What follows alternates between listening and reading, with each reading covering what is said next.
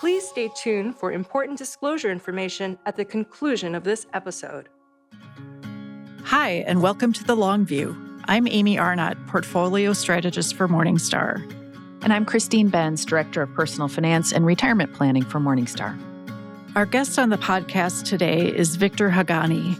He's the co-author of a new book called The Missing Billionaires, A Guide to Better Financial Decisions. In 2011, Victor founded Elm Wealth, an investment advisory firm for high net worth individuals. He started his career at Salomon Brothers in 1984, where he became a managing director in the bond arbitrage group. And in 1993, he was a co-founding partner of Long-Term Capital Management. He graduated from the London School of Economics with a bachelor's degree in economics. Victor, welcome to The Long View. Thank you very much. Great to be here. We wanted to start out with some background on the book, The Missing Billionaires. I'm curious about when you first started thinking about writing a longer book like this. Was it part of the aftermath of your experience with long-term capital management? No, it came well after that. The first reaction I had to the failure of long-term capital management was to crawl under a rock and hide for a while.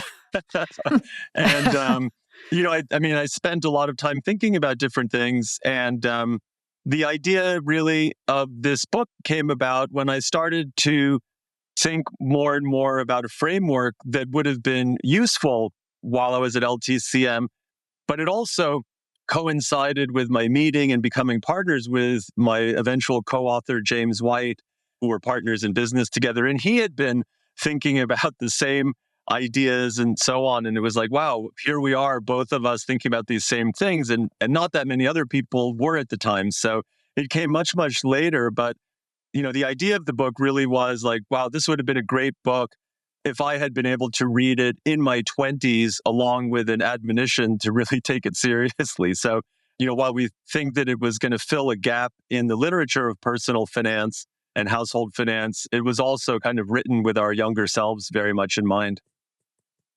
So you planted some of the seeds for the Missing Billionaires book in your TED Talk in 2013. It was called Where Are All the Billionaires and Why Should We Care?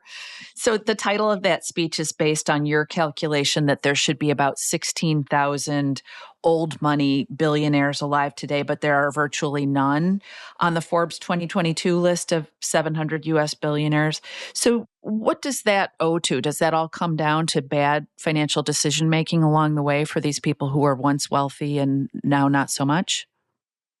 I think that the explanation for why there are none come down to that. If we had less, but still a lot, you would say, well, there were a lot of them who, just decided they wanted to consume more, or that they wanted to give a lot more to philanthropy, or to give most of their wealth to philanthropy. But the complete absence of anybody tracing back to there is really an indication that there's something very profound going on, and that these poor financial decisions under uncertainty also have to be subtle ones. They're not super simple, obvious ones as well, I think, for it to be so complete. But there are many factors that would stop that intergenerational maintenance of relative wealth. But yes, I think that this total lack of these families, or virtual total lack of these families, really speaks to some important lessons that we can learn about financial decision making. So it's not just millennials spending too much on avocado toast and lattes, that kind of thing. Definitely not. No. No. So the book deals with some pretty complex topics, like how to estimate probabilities and how to maximize the utility of your decisions. But at the same time, you mentioned that you were inspired by other financial writers like Michael Lewis and Matt Levine, who both really write in a way that's very accessible to a general audience. So I'm curious, how did your writing process work, and how did you try to keep the content entertaining and accessible? Well, it was really a challenge. And I think probably nobody more than Matt Levine inspired us that it's possible to write about complicated topics, but in a way that people can get. And two things that we tried to do was, one, we tried to get into everything relatively slowly without talking about any theory until about chapter 6. So really give people a chance to get their hands around all these issues without talking about anything abstract, without talking about any symbolic mathematics or anything like that until chapter 6. And hopefully by then we've convinced people that this is important and it's worth thinking about, and it's not going to turn out to be that complicated.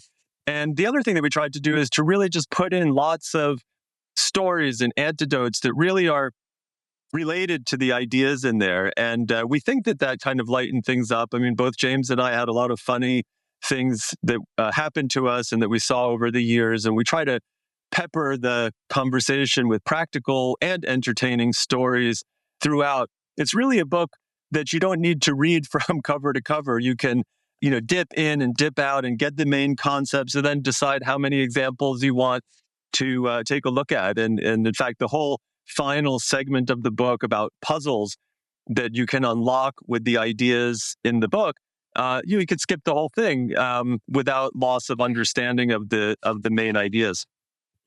Yeah, so there is some math in the book and some formulas that some people might be intimidated by, but I think there's enough explanation that even if you're not a math geek, you can still follow what you're getting at. Yeah, thank you. Yeah, we hope so.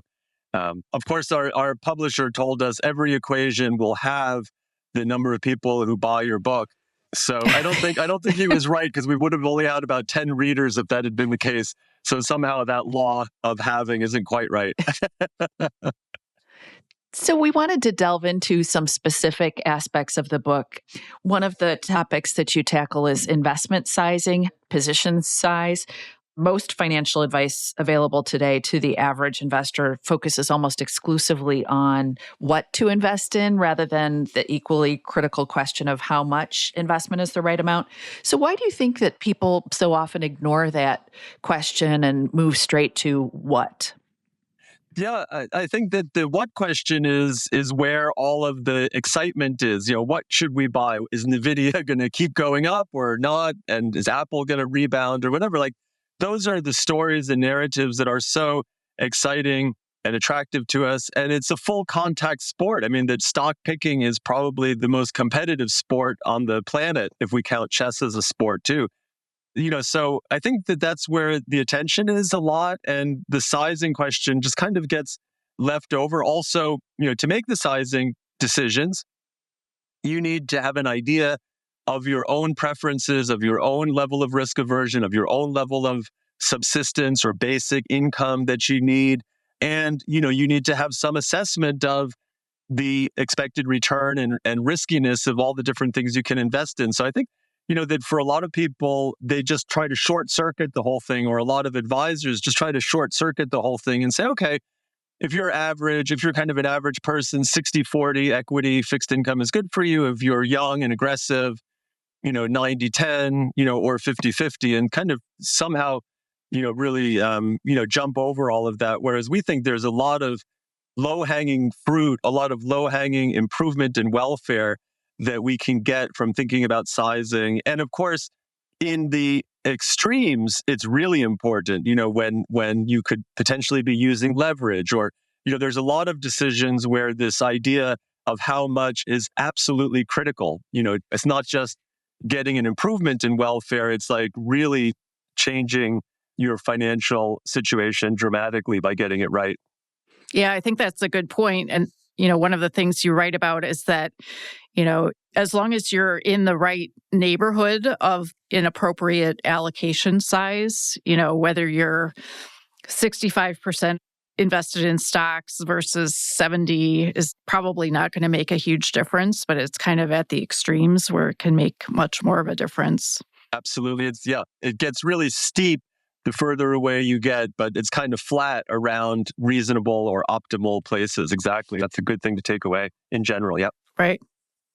One of the foundational concepts you discuss in the book is called the Merton share, which is a formula for figuring out the optimal amount of wealth to invest in a risky asset or portfolio.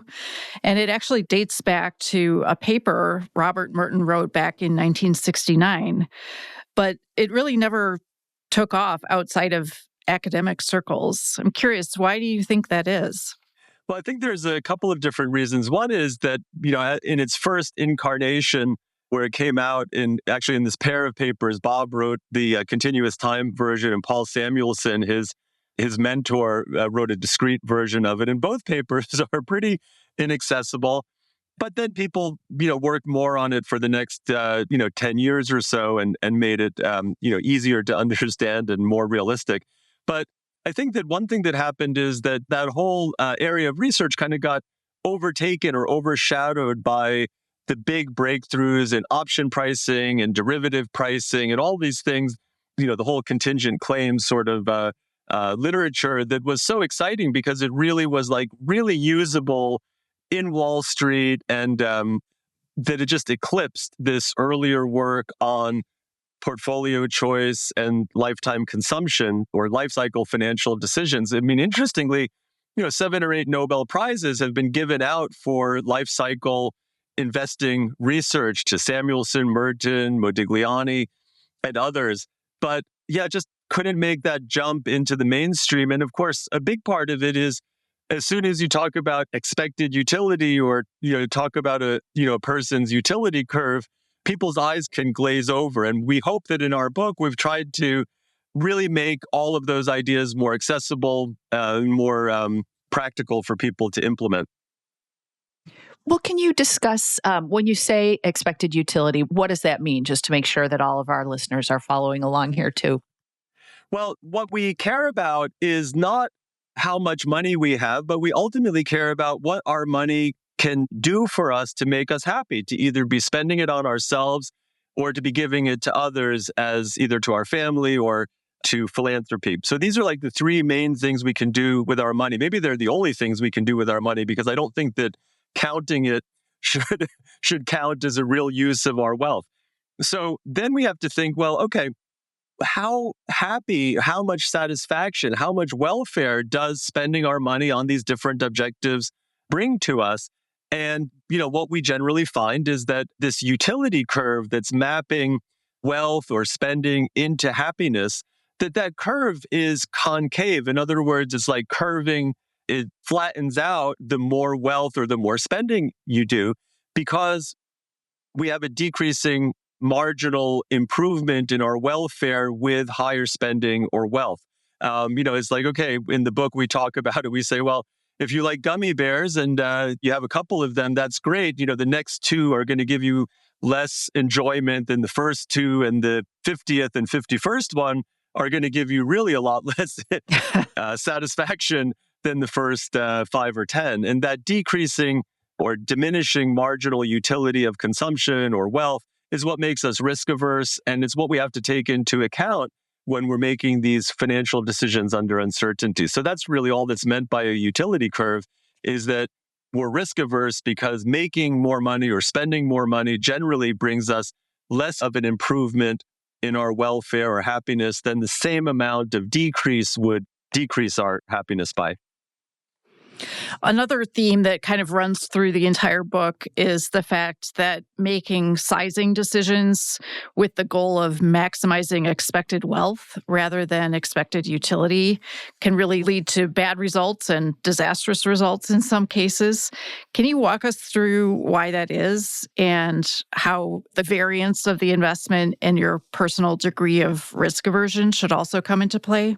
Absolutely. I mean, this is an observation that goes back almost 400 years to Daniel Bernoulli and the St. Petersburg paradox, a game which was a paradox because it has an expected value. If you were allowed to play the game, the expected value is infinite, but nobody would pay all of their wealth in order to play it. It's a coin flipping game, and I won't go into it here, but for interested listeners, it's fun to look it up on Wikipedia, the St. Petersburg paradox.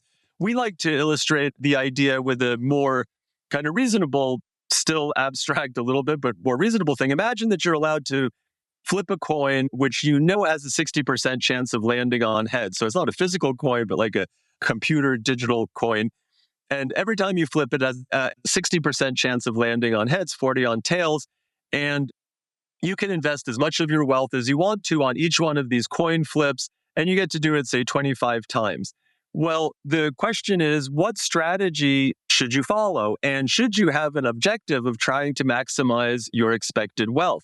Well, if you work through the math of what you should do if you want to maximize your expected wealth, you'll find that betting as much as you can, as much of your wealth as you can on each flip is the optimal strategy to maximize your expected wealth.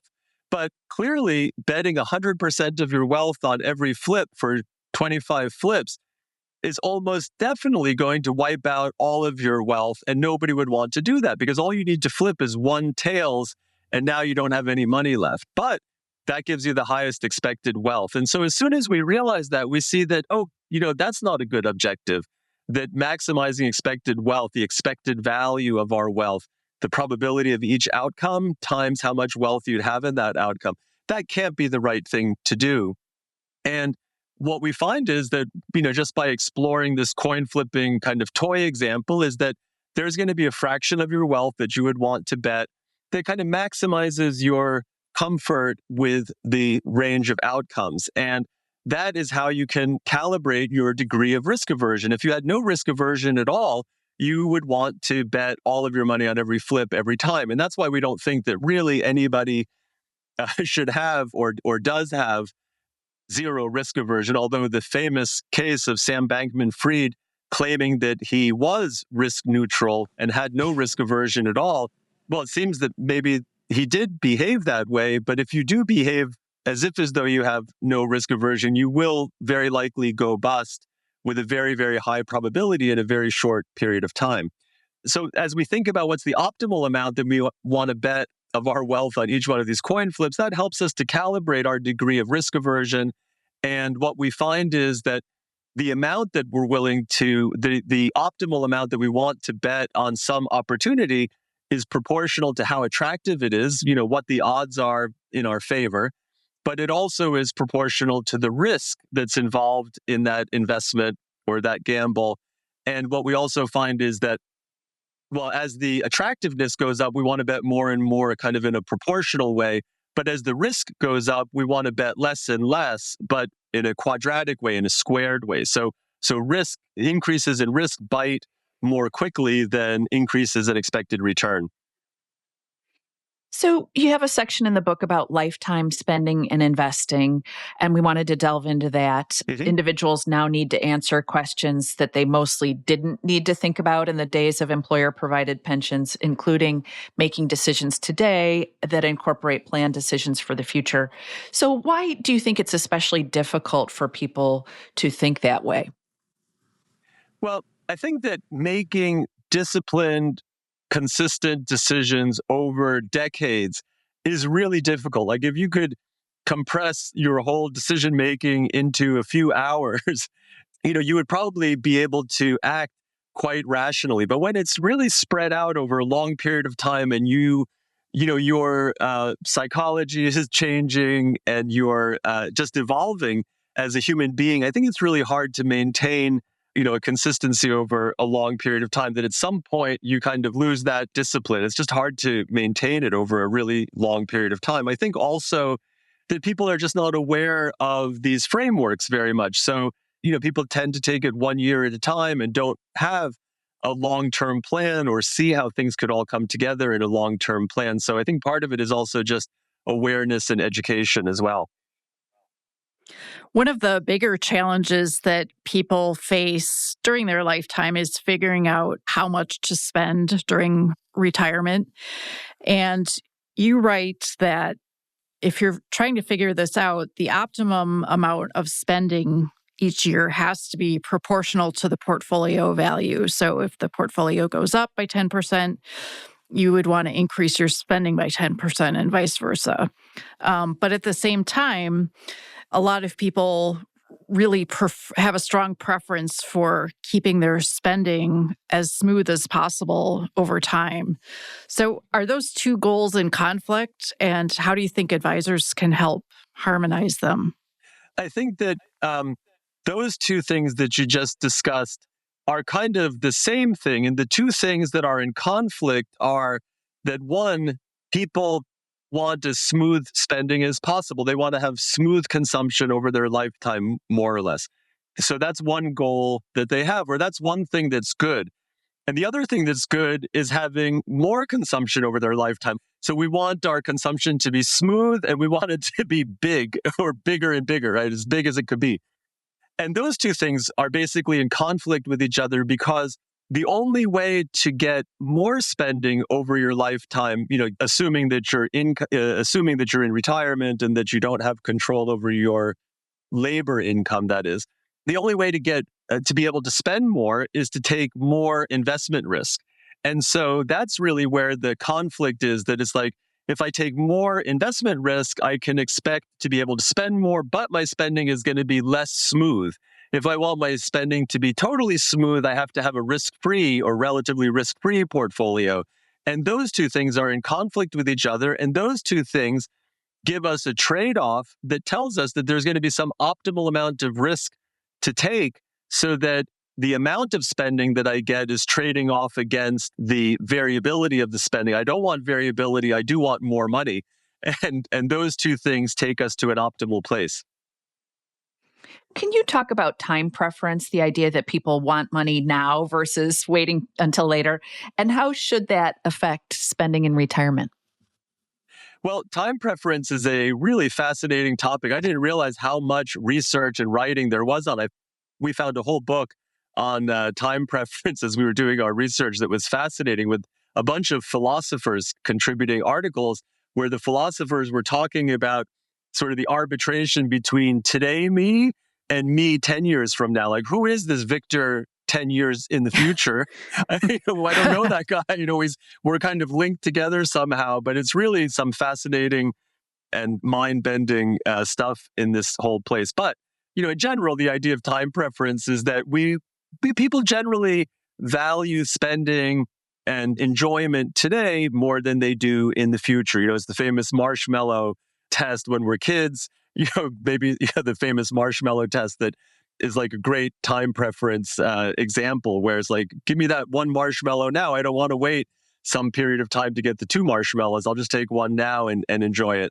Right. And so, it's a little bit hard to tie down exactly what our time preference is. But if we do have a time preference of, say, 2% a year, so that we prefer, spending, or we're indifferent between like spending $100 today or $102 a year from now, adjusted for inflation, that is, then what time preference does is it front loads our spending a little bit. It makes us want to spend more in the present, in the near term, than in the very long term. But I would say the time preference doesn't affect spending in retirement all that much. Like, you're 65 years old, maybe you're going to live 25, 30, 40 years. The time preference isn't changing that pattern all that much. Like, we shouldn't get too carried away with exactly, what that stream looks like. We should just model it out somehow. But, the time preference isn't a huge, huge impact on our welfare for 20, 30, 40-year horizons. For an endowment or foundation or a family that expects to have a very long life to their capital, then it starts to come in and has a pretty big impact on the optimal spending policy. But for, as I say, 20, 30 years, it's not huge. Have you seen that research from Hal Hershfield, for example, that looks at getting people to visualize their future selves, and that helps them empathize with themselves and identify with themselves a little bit? Do you think there's power in sort of like trying to help people look ahead using AI or whatever to really make it tangible what they might look like in the future? I'm not familiar with that particular research. That sounds very interesting and useful potentially. I've been also really influenced by the Dan Gilbert research, and particularly his book, Stumbling on Happiness, that really kind of shaped my my thoughts around, the same thing, and sort of how will my future self be, etc. But that Hal Hershfield stuff I'll definitely take a look at it. So when you think about retirement spending, how does an optimal spending approach differ from the 4% rule or other popular methods? So the 4% rule is really very much at odds with the literature on lifetime consumption and portfolio choice, because the 4% rule says, okay, I retired, I have X amount of money, multiply that by 4%. Let's say I have $2 million, multiply it by 4%. That's $80,000. Spend $80,000 for the rest of your life, adjusted for inflation, and God willing, don't run out of money. And that's the 4% rule, is putting a fixed spending policy against what probably is going to be a risky portfolio, because it's actually predicated not on putting all your money into tips or treasury bills, but it's predicated on having a good amount of equities in your portfolio as well. So it's really at odds with this idea that putting a fixed spending policy against a risky investment portfolio is a real recipe for disaster. It just happens that historically, if you invested in U.S. equities, that 4% would have been okay over some historical simulations. But we really think that's a very dangerous and ill-considered approach to lifetime spending. So a lot of people find the idea of living off their portfolio's interest and dividend income appealing, and that's a little bit more reasonable / possible today, given that yields have come up so much. Why don't you think that's the best approach? Well, first of all, we feel that money is money, whether it's the value of your portfolio, whether it's what it's paying you is in dividends and interest, that wealth and money is just all completely fungible. And so, we think that this distinction that has to do with what are interest rates, what are dividend yields, what's dividend payout policy, just should be irrelevant to your lifetime decisions around spending and investing as well. We don't really believe in this whole idea of like income investing, trying to invest in companies that have dividends, that have high dividends just because they have high dividends. We feel that approach can lead you astray to take some amount of stock picking risk that isn't necessary. So yeah, I think, sometimes it turns out that living off your dividends and interest, it's like, okay, it's super simple. It's got that going for it. But also that, if depending on what your bequest desires are, like if you're trying to sort of spend your wealth for the most part over the rest of your life, like maybe you've given away as much as you want to your kids or charity already, and you're like, okay, I just want to live off my money for the rest of my wealth for the rest of my life. Well, if you just go off of dividends and interest, you might really wind up spending way less than you should spend. I mean, let's say you're 90 years old and you're living off your dividends and income. That's you're spending way too little. You should be running your portfolio down at that point and kind of living it up. I tell my mom that all the time, and she's not buying. But maybe I'm going to get her. Maybe I'm going to get her to buy a new car before she turns 90 in May. I don't know. I hope so. Yeah, I think if I live to 90, I'll have to buy myself a nice car. Yeah, Yes. definitely. And you're still driving, better yet, right? Right. Yeah. We can only hope. So we also wanted to talk a little bit about how to implement some of the ideas in practice. And one exercise that you suggest that readers do is to write down how they'd like to dispose of their current wealth over the rest of their lives, including bequests and giving to charity. And then do the same thing, imagining that they have either less wealth or more wealth than they currently own. Is that something that you go through with your clients at Elm Wealth when you meet with them? We do, particularly the part of how do you want to dispose of your wealth kind of in the central case where how long you're going to live exactly. I mean, it's really hard to get people to accept the thought experiment of I am going to only live this long. It's kind of, it takes people a little while to be willing to engage with the thought experiment there.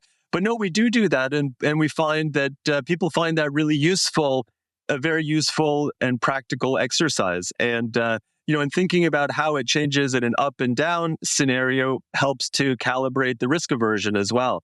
So yeah, we do that. We try to spend, well, we have a lot of clients who are all set, and they don't want to talk about that stuff with us much, but we have a lot of clients that we spend a lot of time talking about that.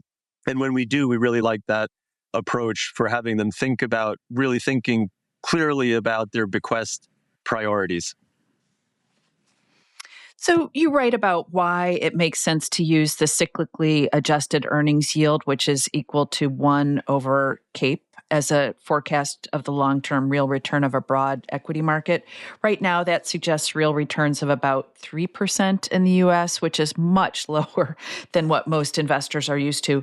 What are the implications of that, of those low return expectations for the average investor? Well, we believe that your asset allocation should be a function of what is the expected return on all the different assets that you can own and what's their riskiness like.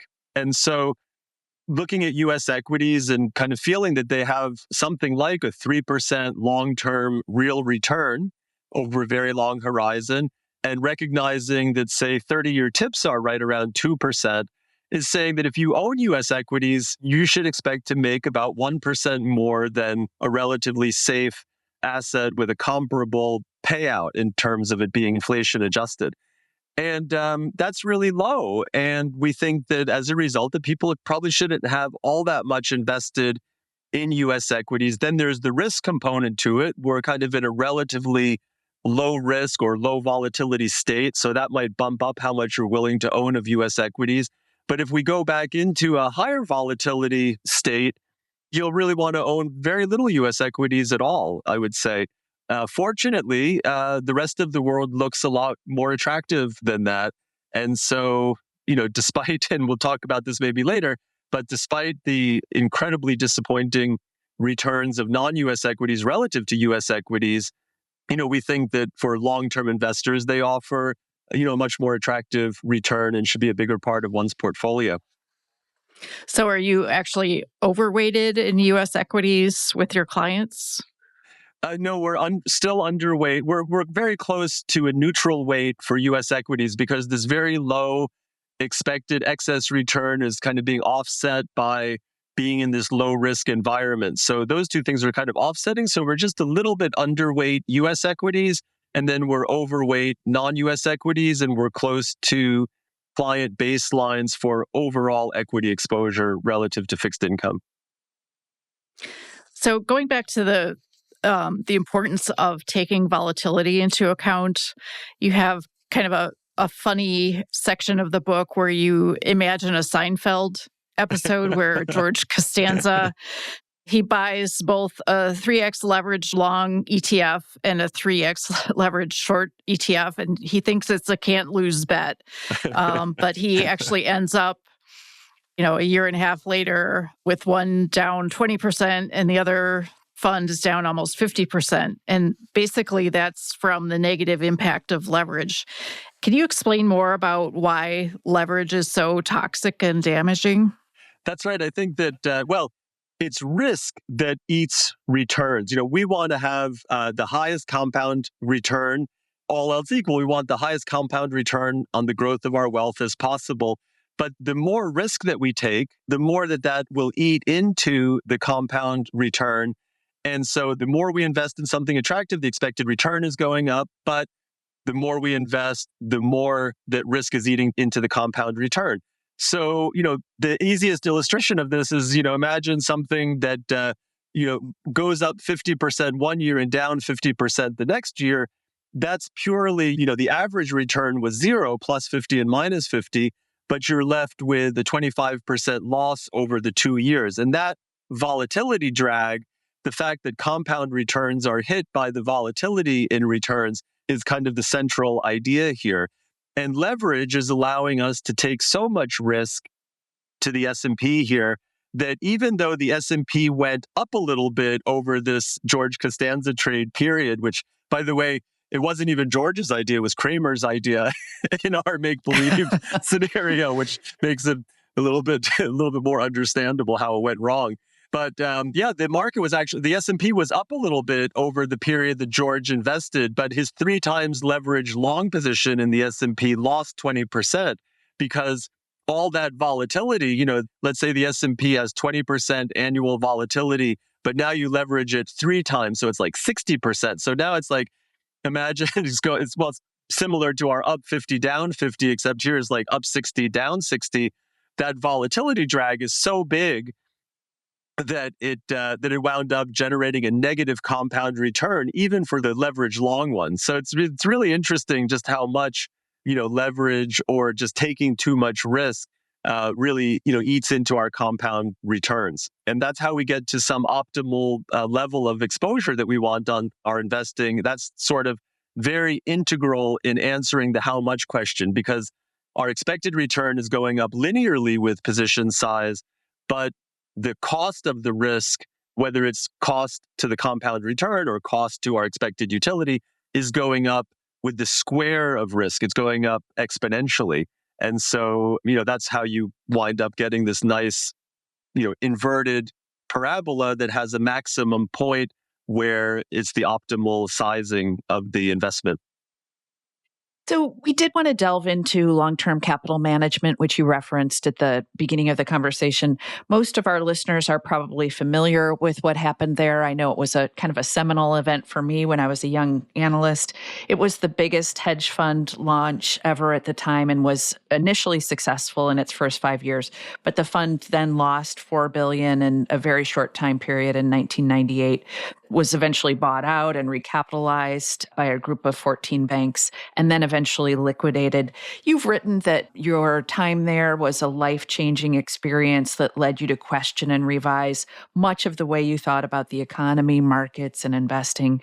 Can you talk about when that period of questioning started? Was it immediately after things unraveled at the fund, or did it sort of take a while for things to sink in?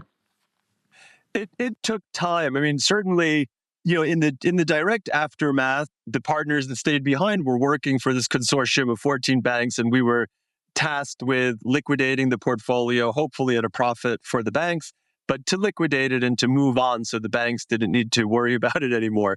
So the first year after LTCM was really, I wasn't thinking about it all that much. I was thinking about it a little bit, but was pretty busy with things. And shortly after that, I went on sabbatical.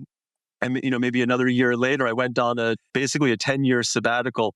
And I really spent a lot of those 10 years, thinking about the lessons and trying to take on board what had happened. And, one of the things that was really impactful on my thinking was all of a sudden waking up one day, and now we had the global financial crisis. So it was like, wait a second, if I had kept on that if LTCM had survived in 1998 and gone on, here we would have been faced with an even bigger kind of crisis, hitting all kinds of relative value types of relationships, which was our bread and butter.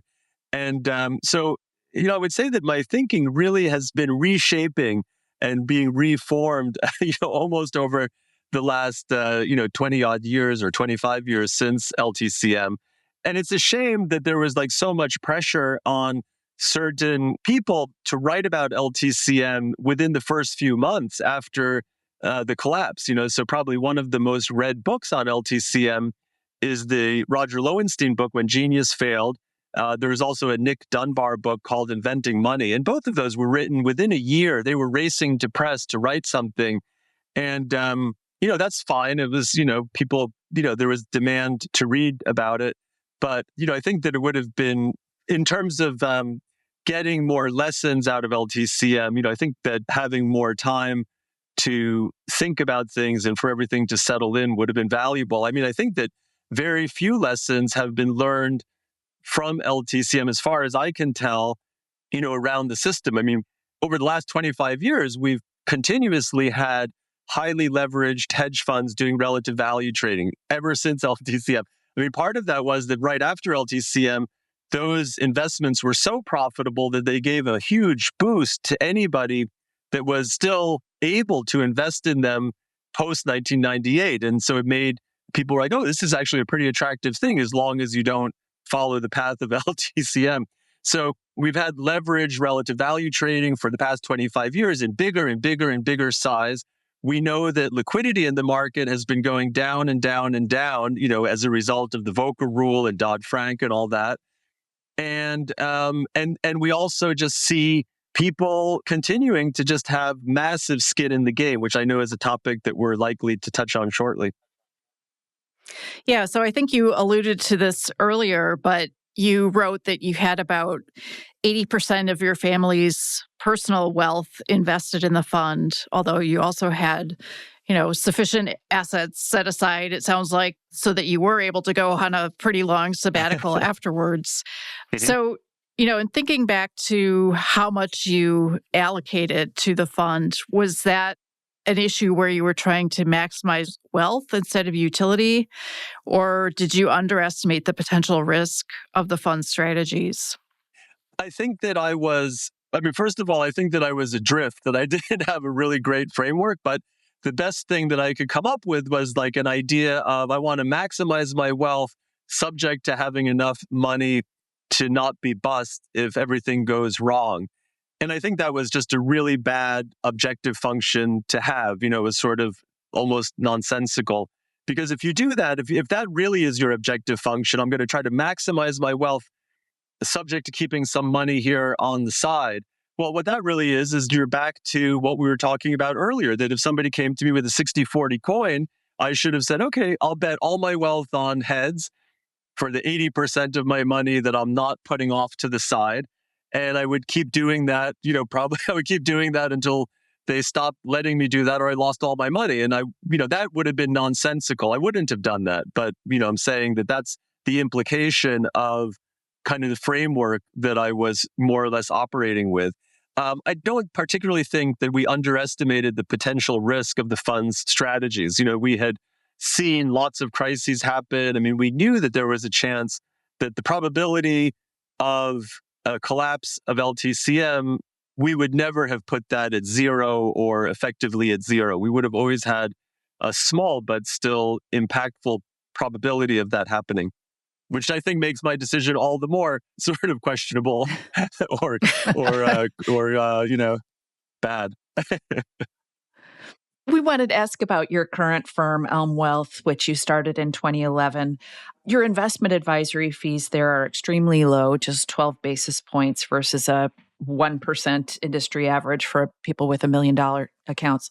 You're even undercutting Vanguard at that level, where their investment advisory fees for wealthier clients are like 30 basis points.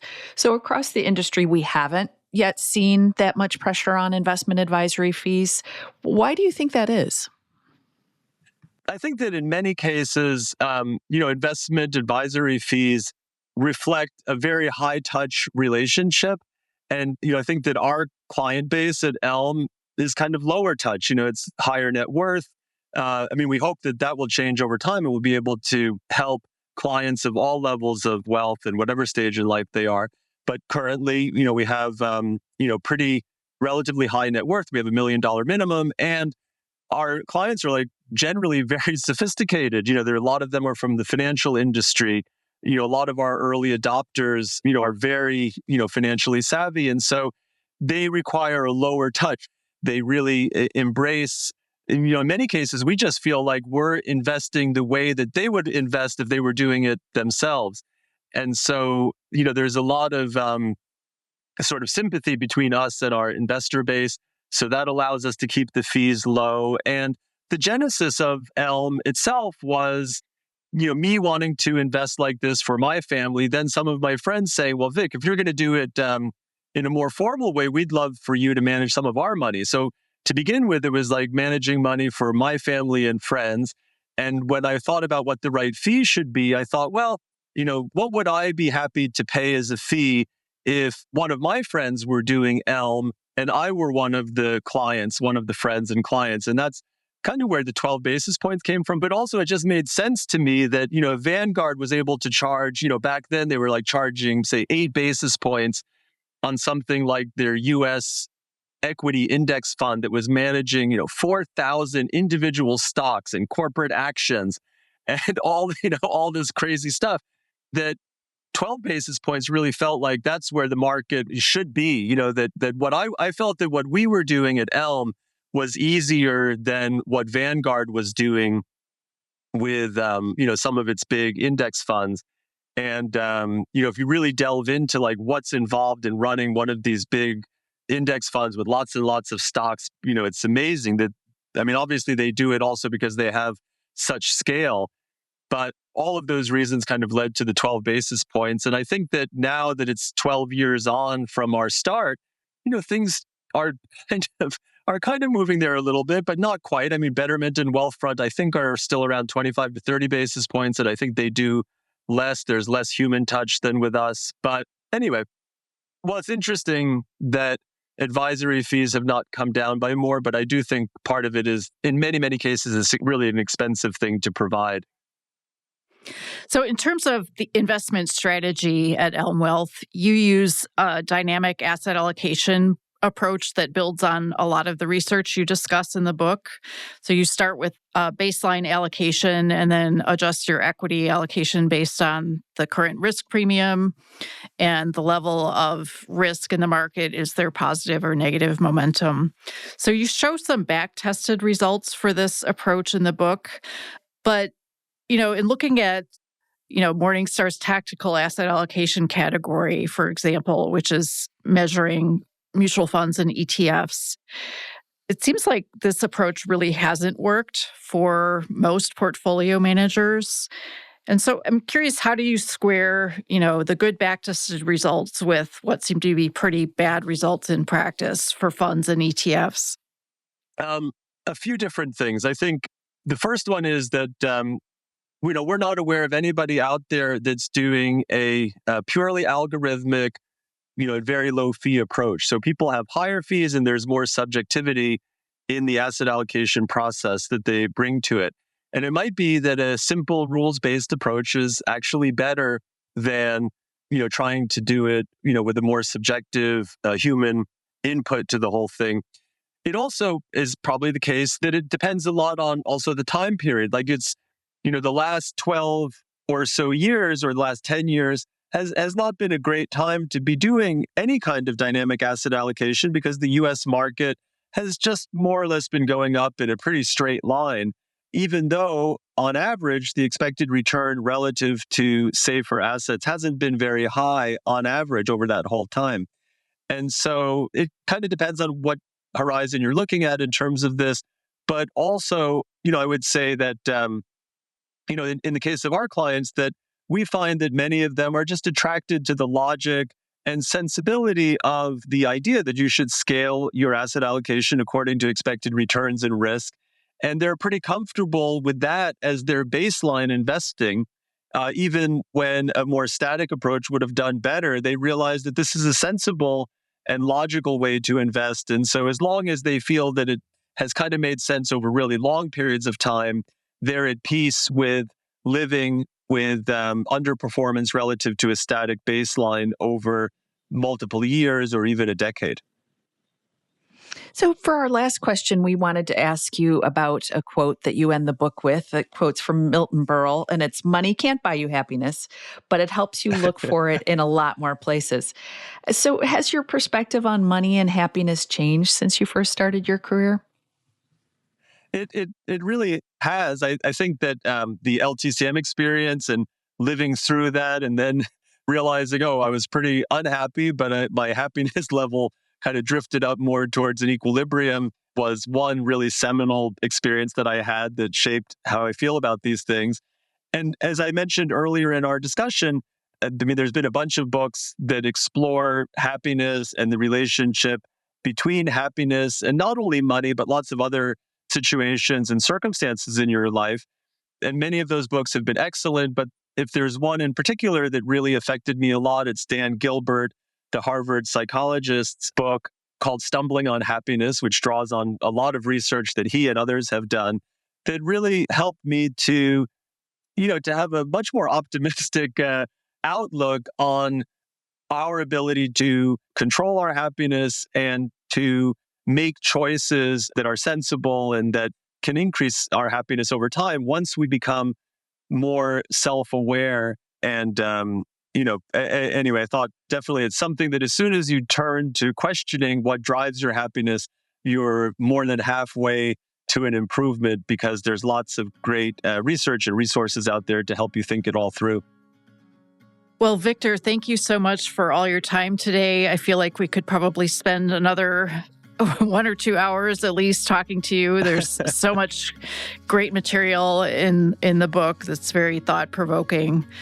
And we also really appreciate your candor in talking about some of the high points and low points of your career with us. Well, thank you to both of you. I love the podcast, Christine. I love a lot of the things you've written, and it's just a real honor for me to be on your podcast. I was so pleased when I got the email that broached the idea of appearing on it. So I'm really excited. I'm going to continue to be a big fan of your podcast, even though you put me on it. Thanks so much, Victor. Thank you for joining us on The Long View. If you could, please take a moment to subscribe to and rate the podcast on Apple, Spotify, or wherever you get your podcasts. You could follow me on social media at Amy Arnott on LinkedIn.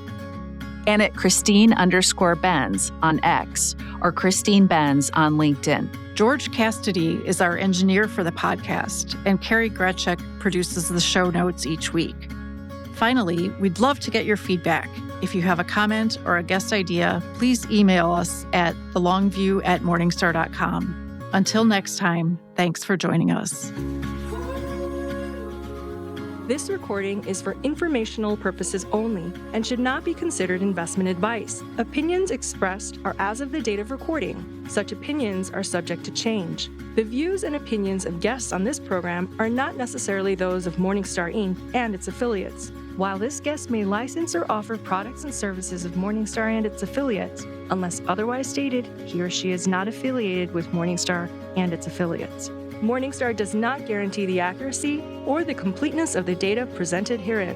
Morningstar shall not be responsible for any trading decisions, damages, or other losses resulting from or related to the information, data analyses, or opinions, or their use. Past performance is not a guarantee of future results.